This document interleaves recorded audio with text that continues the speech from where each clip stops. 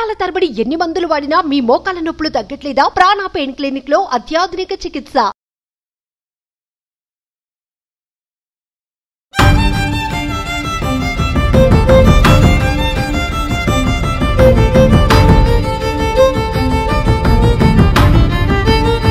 Suman TV ప్రేక్షకులకి నమస్తే.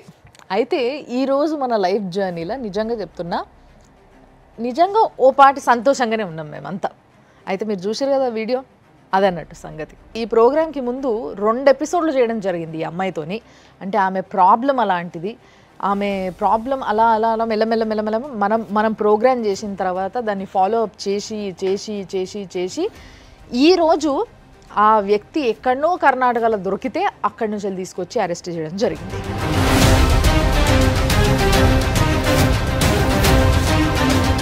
So for this we heartfully appreciate the police. Definitely చాలా చాలా సంతోషం. ఆ అమ్మాయే ఈడుంది. సో ఆ అమ్మాయి సక్సెస్లో కారణమైన ముఖ్యంగా మన ప్రియా చౌదరి గారు, నమస్తే. అండ్ డెఫినెట్లీ ఆవిడ ఫాలోఅప్ కూడా చాలా చాలా చాలా ఇంపార్టెంట్. అంత ఫాలోఅప్ చేసిండ్రు, ఆవిడకి ఏ టైంలో ఫోన్ వచ్చినా మాట్లాడిండ్రు. So she was always there అన్నట్టు. అండ్ మన అడ్వకేట్ మీ అందరి కోసం, మీ అందరి శ్రేయస్సు కోరుతూ, మీ అందరి మంచి కోరుతూ, రానున్న కేసులకి ది బెస్ట్ అడ్వకేట్ని అందించాలన్న ఒక కోరికతో నాగేశ్వరరావు గారు పూజారి సో ఇక్కడ ఉన్నారు. సార్ నమస్తే. సో ప్రతి వారం ఒక కేసు పడుతున్నప్పుడు పెండింగ్లో ఉండొద్దన్న ఒక ఉద్దేశంతో మేము ఇలాంటి ఒక అడ్వకేట్ని చూస్ చేసుకోవడం జరిగింది. సో అందుకే సార్ కూడా ఇక్కడ ఉన్నారు. చాలామంది చూసి కింద ఎవరెవరైతే కమెంట్స్ పెట్టారో వాళ్ళందరూ కూడా చాలా బాధపడ్డారు. అంటే ఇంత దారుణంగా ఉంటుందా, న్యాయం చేయండి మేడం, మీరు చేయండి మేడం, సుమన్ టీవీ చేయండి, ఇట్లా చాలామంది మాట్లాడినారు కదా. వాళ్ళందరికీ కూడా సంతోషం పంచబోతున్నాం ఈరోజు. సో ఇక్కడున్న ఈ బాధితురాలు, నువ్వు లాస్ట్ టైం వచ్చినప్పుడు గుర్తుందమ్మా నీకు? గుర్తుంది. లాస్ట్ టైం వచ్చినప్పుడు ఏడ్చుకుంటూ, లేదు నేను వదిలేద్దాం అనుకుంటున్నా, నాతో అయితలేదు, నేను తిరగలేకపోతున్నా, నాకు చాతన అయితలేదు, వాళ్ళు చాలా ఫోర్స్ చేస్తున్నారు, నాకు చచ్చిపోవాలనిపిస్తుంది అని చెప్పి మాట్లాడింది. మరి ఈరోజు ఏమంటావు? ఏమైంది మ్యామ్ అంటే ఫస్ట్ నుండి స్టార్టింగ్ నుండి తిరిగిన కదా మ్యామ్, అప్పుడు ఏం కాలేదు. మళ్ళీ సెకండ్ ఎపిసోడ్ తర్వాత ప్రియా చౌదరి మేడం సపోర్ట్ తోటి నేను మేడం సపోర్ట్ తీసుకొని సార్ వాళ్ళని రిక్వెస్ట్ చేయడం వల్ల సార్ వాళ్ళు కూడా సపోర్ట్ చేశారు. మన సుమన్ టీవీ వాళ్ళు ఇందులో రావడం వలన వాళ్ళు హెల్ప్ చేశారు మ్యామ్. తను ఇప్పుడు రిమైండ్లో ఉన్నాడు. హ్యాపీగా ఫీల్ అవుతున్నా మ్యామ్. మళ్ళీ నాకు ప్రియా చౌదరి మేడం కూడా కొంత మనీని కూడా నాకు సెండ్ చేయడం జరిగింది మ్యామ్. నాకు చాలా థ్యాంక్ యూ మ్యామ్.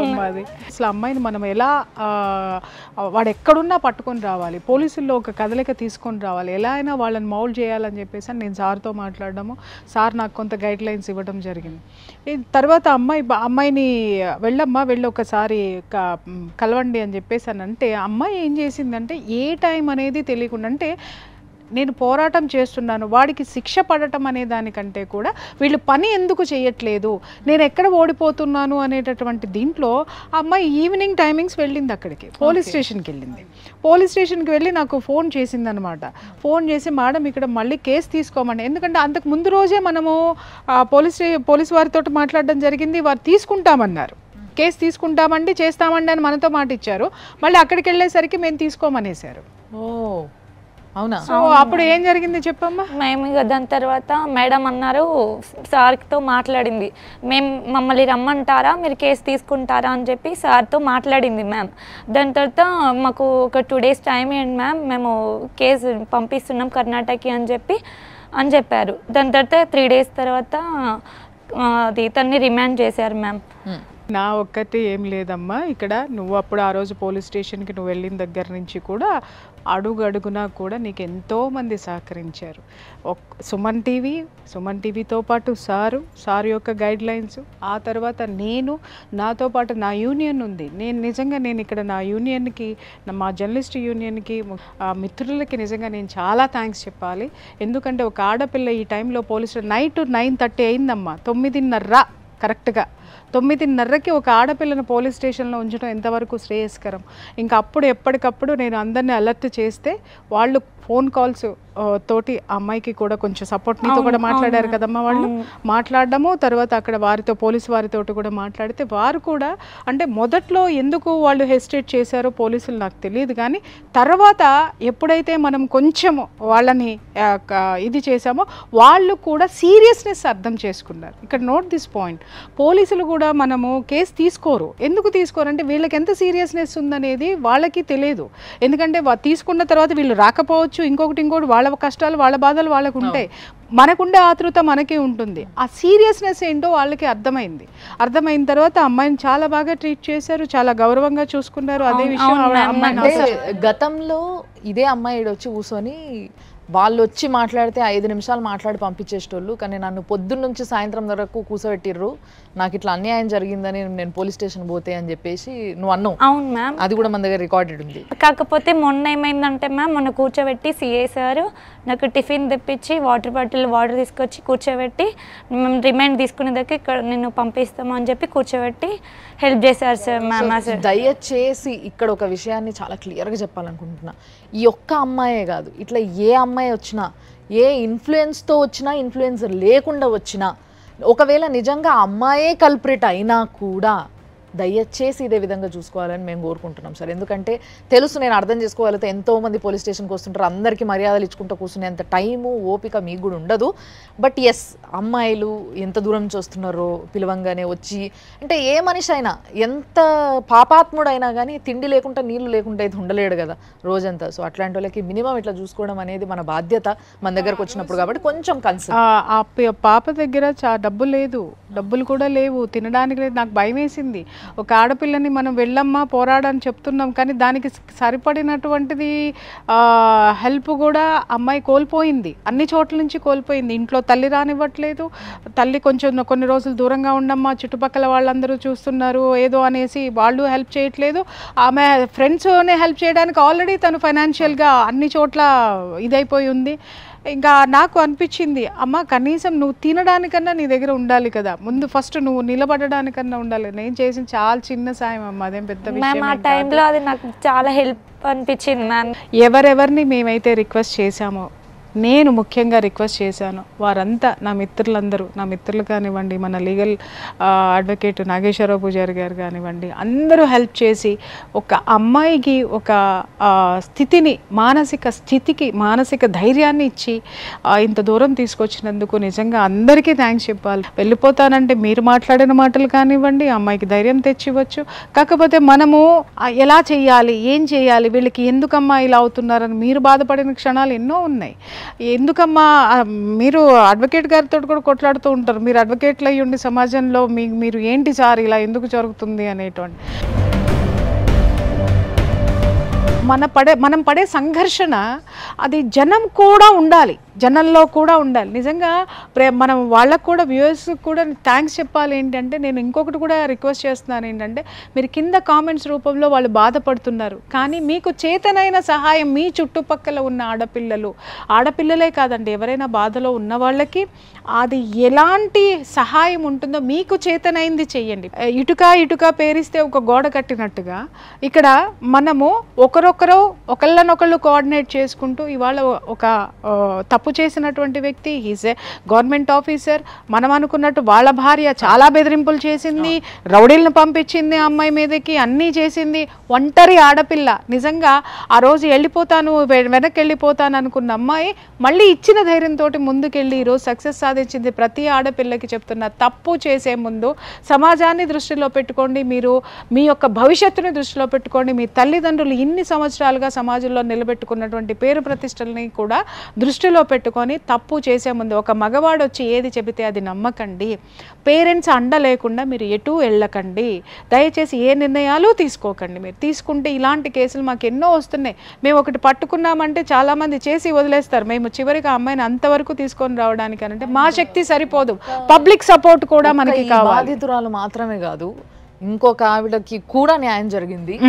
ఆమెతో పాటు రీసెంట్ గా మొన్న చేసిన ఎపిసోడ్ ఏదైతే ఉందో, బిడ్డ తల్లి ఎపిసోడ్, చిన్న పిల్లోడు ఒక చిన్న ఆమె కూడా చిన్నపిల్లనే చెప్పాలి నిజానికి చెప్పాలంటే. సో అలాంటి ఒక కేసుని కూడా మీరు చూసిండ్రు, దాంట్లో కూడా మూమెంట్ వచ్చింది, మూమెంట్ స్టార్ట్ అయింది, దాన్ని కూడా ఫాలో అప్ చేస్తున్నాం. సో డెఫినెట్లీ ఆమెను కూడా మళ్ళీ ఒకసారి మీకు ప్రజెంట్ చేస్తాము, ఆమెను ఒకతోనే చెప్పిస్తాము ఏంది అనేది. సో ఇప్పుడు తన ఈ బాధితురాలే మాట్లాడుతుంది. సో ఇప్పుడు అరెస్ట్ చేసి ఆ వ్యక్తిని ఎన్ని రోజులు అవుతుందమ్మా? 3 days అవుతుంది మ్యామ్. 3 days అవుతుంది. సో ఇప్పుడు మన సార్ చెప్తారు, సార్ ఒక వ్యక్తి కల్ప్రిట్ అని చెప్పి ఆయనని ఎక్కడో కర్ణాటకలో దోలాడి, అంటే మన పోలీసు వాళ్ళ సత్తా చూడండి, ఇక్కడ ఏడున్నా కూడా ఆడికెళ్ళి దోలాడి పట్టుకొచ్చి ఆ అమ్మాయికి ఇచ్చిన మాట ప్రకారము, మనకిచ్చిన మాట ప్రకారము వెంటనే ఆయనను అరెస్ట్ చేయడం జరిగింది. ఇప్పుడు అరెస్ట్ చేసిన తర్వాత ప్రాసెస్ ఎట్లుంటుంది, ఎన్ని రోజులు టైం పడుతుంది, ఏమేమి జరగవచ్చు అనేది మీరు చెప్పండి. ఇప్పుడు జనరల్గా ఈ కేసుకు వచ్చారికి ఏమైందంటే ఈ కేసులో 376 అనేది పెట్టారు. ఎస్. సో ఎక్కడైతే 376 అనేది ఎఫ్ఐఆర్లో పెడతారో అక్కడ కంపల్సరీ అరెస్ట్ అనేది ఉంటుంది. అరెస్ట్ చేసిన తర్వాత జైలుకు పంపిస్తారు, దాన్ని జ్యుడిషియల్ రిమాండ్ అంటారు. అరెస్ట్ చేసిన తర్వాత మనం కోర్టులో ప్రవేశపెడితే కోర్టు ఒక 14 రోజుల వరకు జ్యుడిషియల్ రిమాండ్ వాళ్ళకి విధిస్తుంది. ఇప్పుడు అతను జ్యుడిషియల్ రిమాండ్ లోనే ఉన్నట్టున్నాడు. దానికి మనం కామన్ భాషలో దాన్ని అరెస్ట్ అంటాం. అరెస్ట్ అంటాం, కానీ అదే అరెస్ట్ చేసి జైలుకు పంపారంటాము. టెక్నికల్ జ్యుడిషియల్ రిమాండ్ అంటాం మనం. ఓకే. అయితే ఆయన గవర్నమెంట్ జాబ్ హోల్డర్ సార్, ఆయన గవర్నమెంట్ జాబ్ హోల్డర్ కాబట్టి ఖచ్చితంగా గవర్నమెంట్ జాబ్ అయ్యే అవకాశం ఉంటుంది, పోయే అవకాశం డెఫినెట్లీ ఉంటుంది.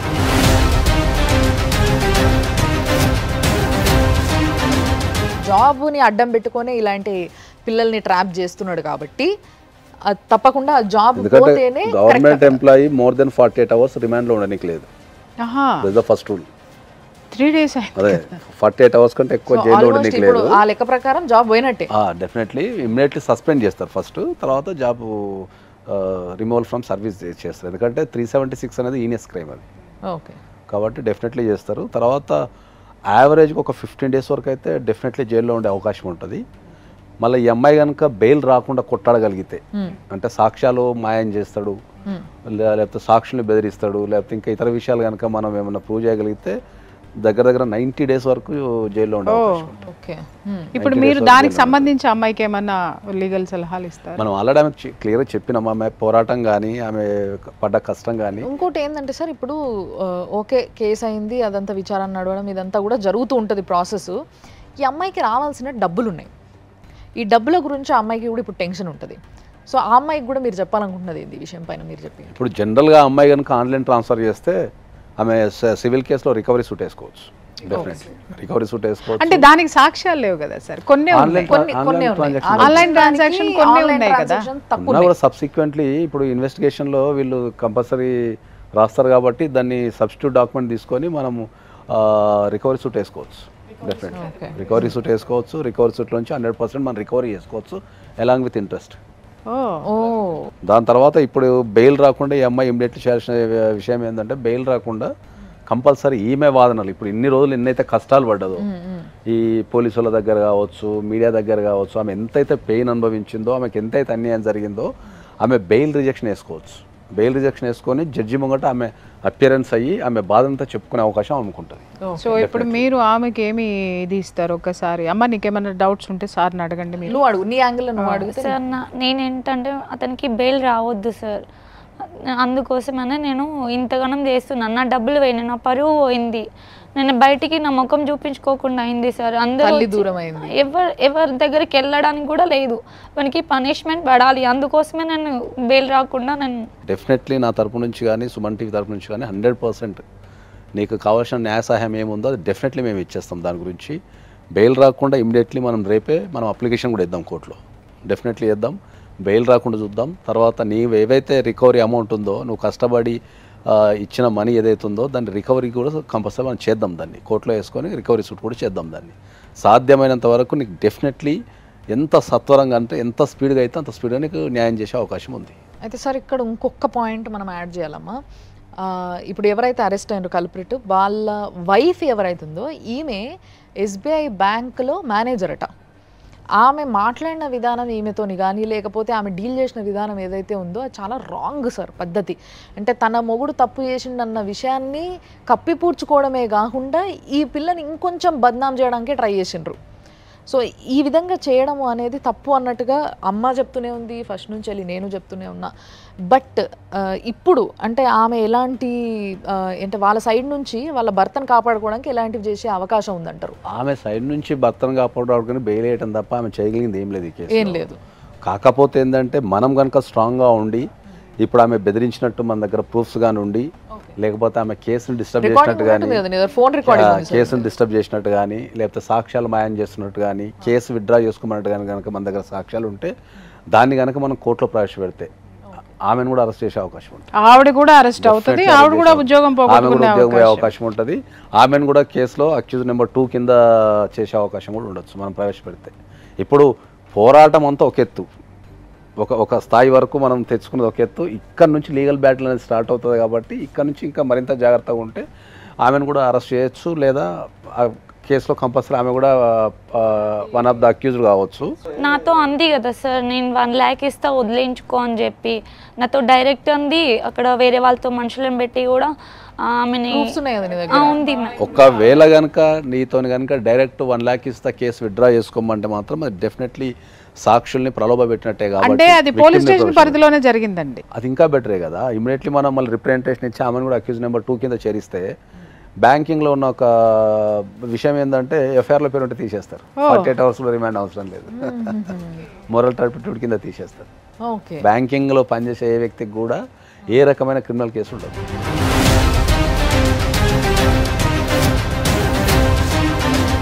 ఎప్పుడైనా కూడా ఒక విషయం జరిగినప్పుడు దాన్ని అర్థం చేసుకొని అవసరమైతే భర్తను సవరించుకోవాలి తప్ప సాక్షుల్ని మనం మాయం చేయడం ద్వారా బెదిరించడం ద్వారా ప్రవర్తనలో మార్పు రాదు కదా.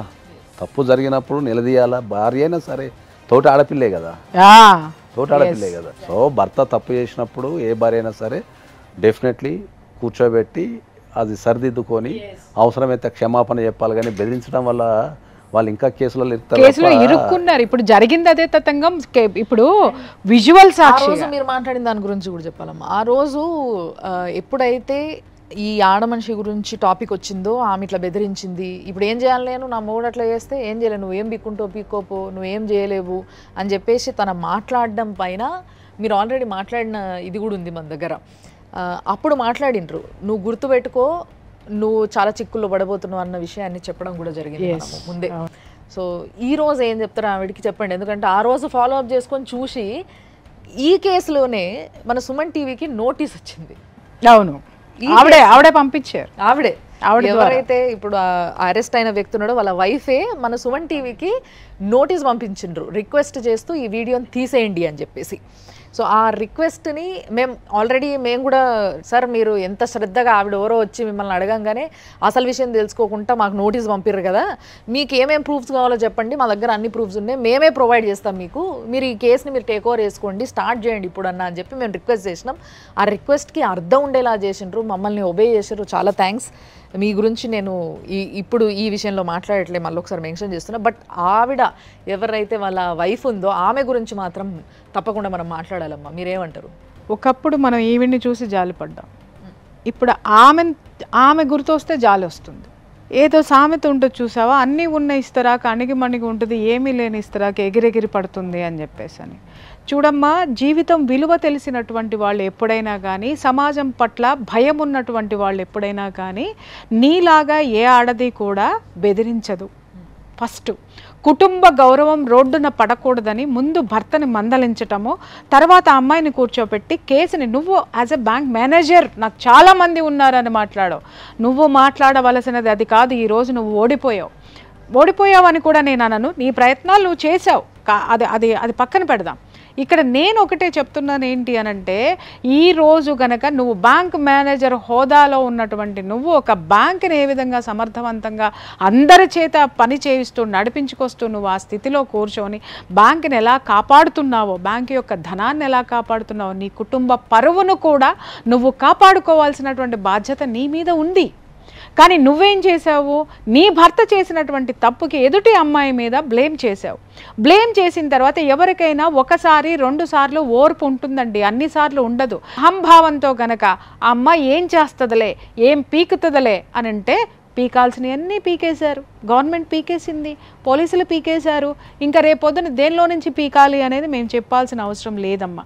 ఇప్పటికైనా సరే చెప్తున్నా, ప్రతి మహిళకి చెప్తున్నా, ధైర్యం ఉండాలి, ఆత్మవిశ్వాసం ఉండాలి, కానీ అహంకారం ఉండద్దు. ఎవరైతే ఆ భార్య ఉన్నారో ఆవిడికి చెప్తున్నా, నీకు సామాజిక బాధ్యత చాలా ఉంది తల్లి. ఎందుకంటే ఈరోజు నిజంగా చెప్తున్నాను, నిన్ను చూస్తే నిజంగా నాకు జాలేస్తుంది, నీకే చెప్తున్నాను. నేను సామాజిక బాధ్యత నీకు చాలా ఉంది. మనం ఎప్పుడూ కూడా ఒక బాధ్యతాయుతమైనటువంటి పోస్ట్లో ఉన్నప్పుడు మనం చాలా జాగ్రత్తగా ఉండాలి, చాలా జాగ్రత్తగా ముందుకు నడవాలి. ఇవాళ ఇక్కడ కూర్చొని నాకు సీఎం తెలుసు, నాకు పిఎం తెలుసు అని అంటే సీఎంలు పిఎంలు పర్సనల్గా పరువు తీసి రోడ్డు మీద వేసుకుంటే ఎవరు మనతోటి రారు. చెప్పాల్సిందే నాకు సీఎం తెలుసు పిఎం తెలుసు కదా, మీకు చట్టం తెలుసా అని చెప్పండి. ఎగ్జాక్ట్లీ, మంచి మాట అడిగారు. సీఎంలు పిఎంలు కాదు, ఇప్పుడు మీరు తెలుసుకోవాల్సింది ప్రతి ఒక్కళ్ళు చట్టం తెలుసా, చట్టం ఇది.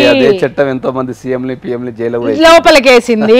ప్రధానమంత్రులు కూడా బోల్లో నిలబడి వాళ్ళ యొక్క దీన్ని వినిపించవలసి వచ్చినటువంటిది. చట్టం బలమైంది తల్లి. ముందు చట్టాల గురించి తెలుసుకోండి ఫస్ట్. ఆ అమ్మాయిని చూసారా, ఆ అమ్మాయి వదల్లా. మీ ఇక్కడికి వచ్చి కూర్చున్న ప్రతి ఆడపిల్లలో 10 మంది ఆడపిల్లల్లో కనీసం 3 ఆడపిల్లలు ఇలా పోరాడినా కూడా మేము చేసే ఈ ప్రోగ్రాము సక్సెస్ అయినట్లే, మేము చేసే ఈ ప్రోగ్రామ్కి ఒక అర్థం పరమార్థం ఏర్పడినట్లే. మేము నిజంగా అమ్మాయిని అప్రిషియేట్ చేస్తున్నాం. మేము ధైర్యం ఇచ్చాము, ఆ అమ్మాయి తీసుకోవడం గొప్పతనం, అమ్మాయి పోరాడటం గొప్పతనం. ఇప్పుడు నీకు కూడా ఇంకొక విషయం చెప్తున్నానమ్మా, ఎవడు పడితే వాడొచ్చి ఏది పడితే అది మాట్లాడి ఏది పడితే అది చూపించేస్తే పోవడానికి నువ్వు సమాజం ఏంటో నువ్వు కూడా తెలుసుకోవాల్సిన అవసరం ఉంది. ఇప్పుడు నీకు కనిపించింది కదా సమాజం ఏంటో, ఎవరు నిన్ను గుండెల్లో పెట్టుకుంటారు. చివరికి నీ కన్న తల్లి కూడా అమ్మ చుట్టుపక్కల వాళ్ళతో నేను భరించలేకపోతున్నాను బయటికి వెళ్ళు అని అంటే కనీసం నీకు తిండి తినడానికి కూడా కష్టమైపోయినటువంటి క్షణాలను కూడా నువ్వు చూసావు. నీ పాఠం ఏదైతే ఉందో మిగిలిన ఆడపిల్లలకి చెప్పు. నీ చుట్టూ ఎవరైతే ఇలాంటి పిచ్చిదారుల్లో వెళ్తున్నారో వాళ్ళందరినీ అవేర్నెస్ చేయి.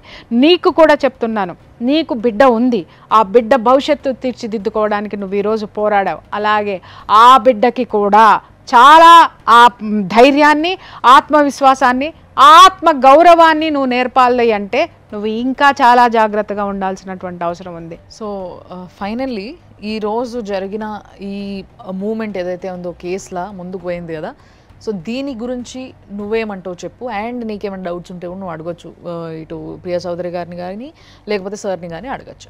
మేడం ఫస్ట్ ఆఫ్ ఆల్ అయితే సుమన్ టీవీకి థ్యాంక్ యూ మ్యామ్. ఎందుకంటే నా కేసు ఎవరు తీసుకోలేదు, మీరు రావడంతో తనని కొంచెం ఫాలోఅప్ చేసేది మ్యామ్.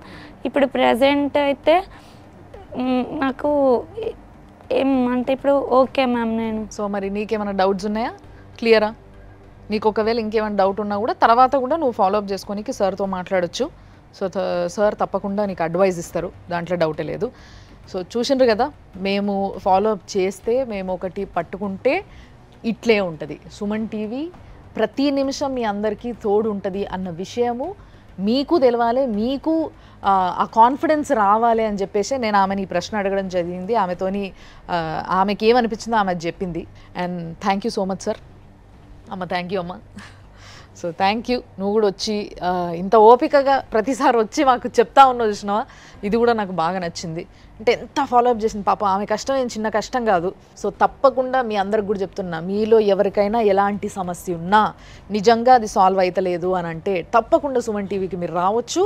మీకు కొన్ని సుమన్ టీవీ నంబర్స్ కూడా మీరు చూస్తూ ఉంటారు రెగ్యులర్గా, మీరు సుమన్ టీవీ ఫాలో అవుతుంటే దాంట్లో ఏ నెంబర్కి ఫోన్ చేసి అడిగినా కూడా ప్రతి ఒక్కరు ఫాలోఅప్ చేస్తారు. అన్ని ప్రోగ్రామ్స్కి ఒక సింగిల్ నంబర్ ఉంటుంది, కానీ మా ప్రోగ్రామ్కి మీకు కనిపించే ప్రతి నంబరు హెల్ప్ చేస్తుంది. సుమన్ టీవీ స్క్రీన్ పైన కనిపించే ప్రతి నంబరు. కాబట్టి అదొకటి చూసుకోండి అండ్ చూస్తూనే ఉండండి సుమన్ టీవీ.